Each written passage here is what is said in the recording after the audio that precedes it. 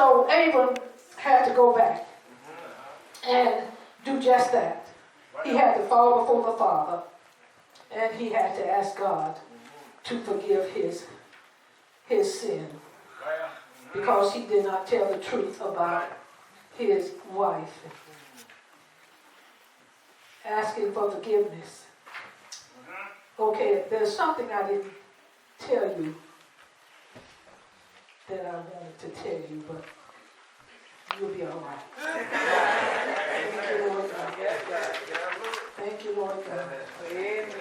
Thank you, Father. Amen. Hallelujah. Amen. Okay, Abram and Lot decided that they were going to separate their camp. They had too much. Both of them had too many cattle and too much stuff.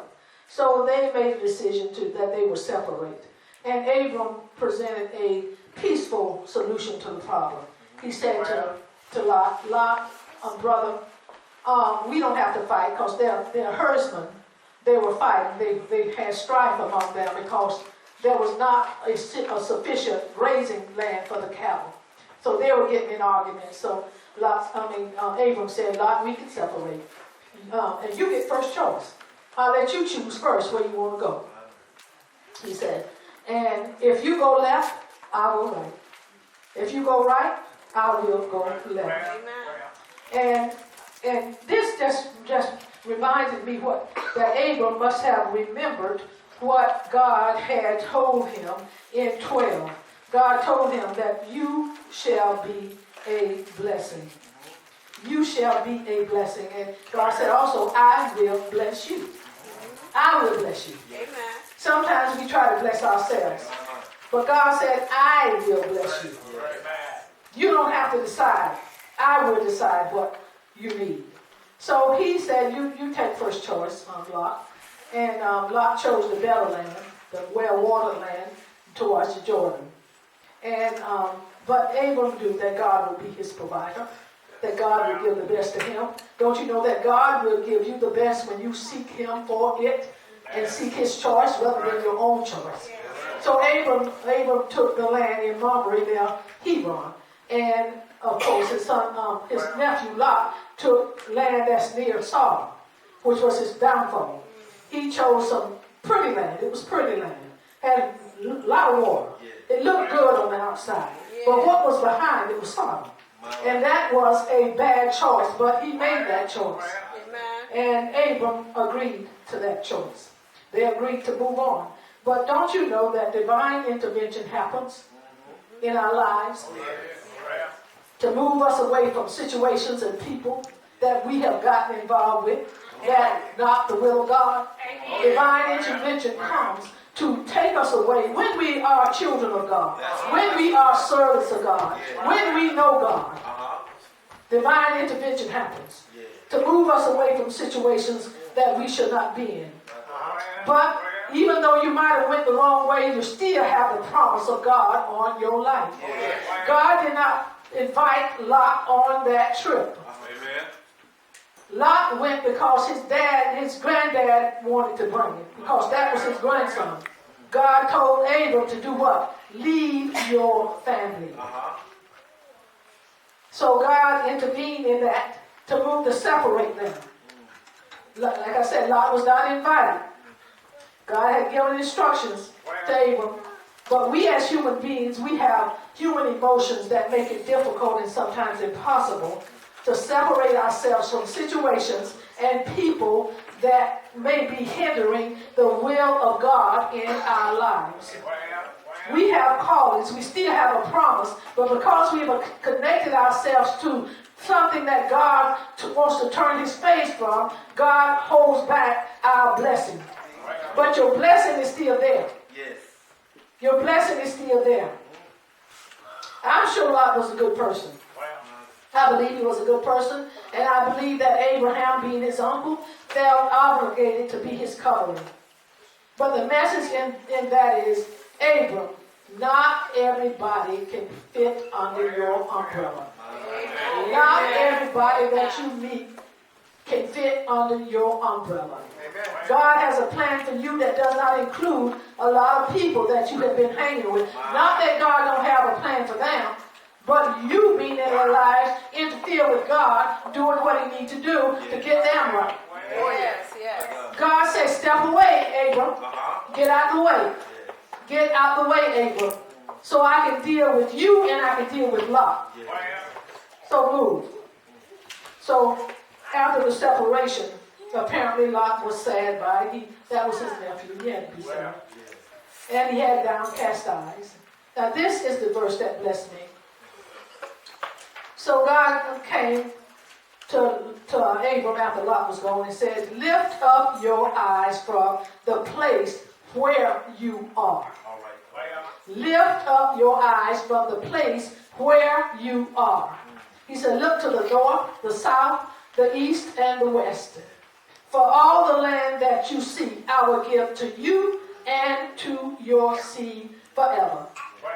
Now, God sent me here to tell somebody in here right now that you are already standing in the midst of everything that God plans to bless you through. You are already in the situation of the circumstance that God will use to bless you through.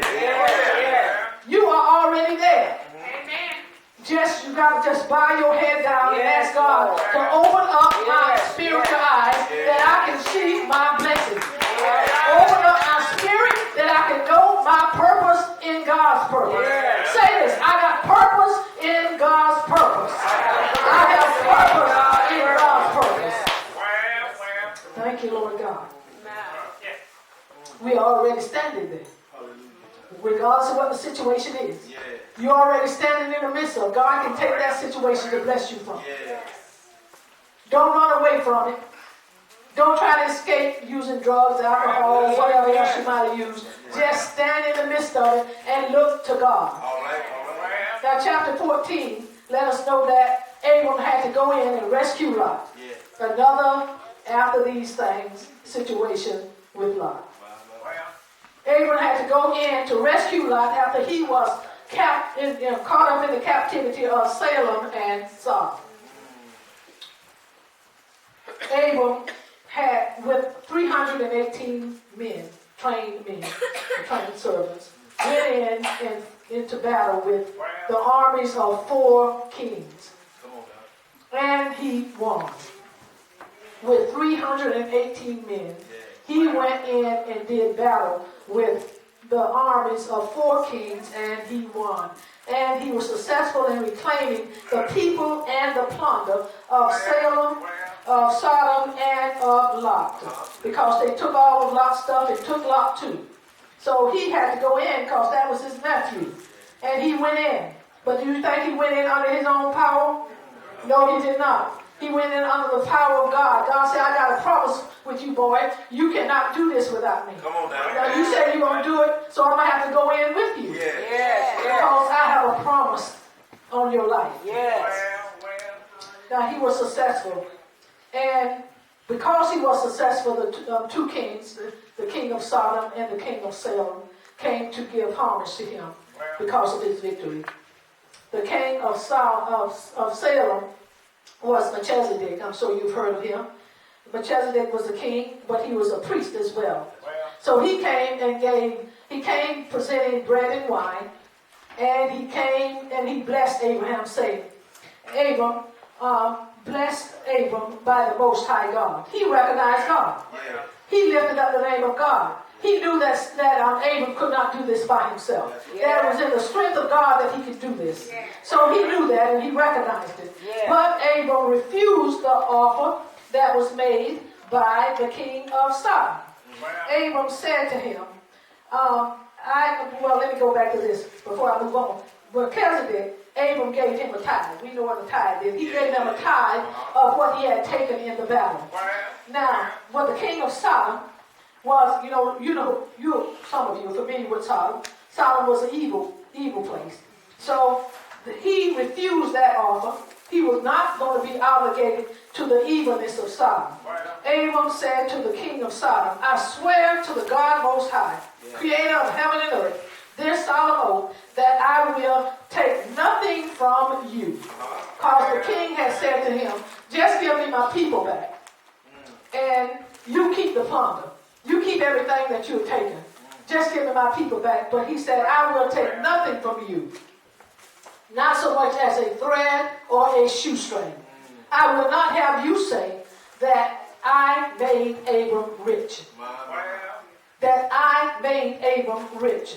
In this exchange, our takeaway is this: that we are to never enter into any relationship or any contract that does not recognize the power of God, that does not recognize the glory of God.